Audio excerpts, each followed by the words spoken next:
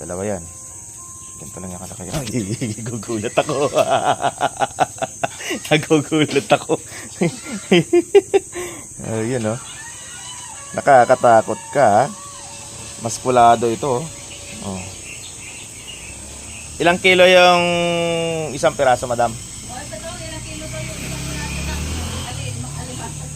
Paano ba binubuhat to?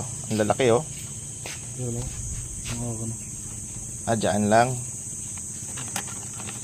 Tingnan natin baka magustuhan ng mga customer doon sa Montalban. Isang kilo abot. 1.6. Lampas ang kilo. Sige, pakita nga natin. Ang lalaki ng ano?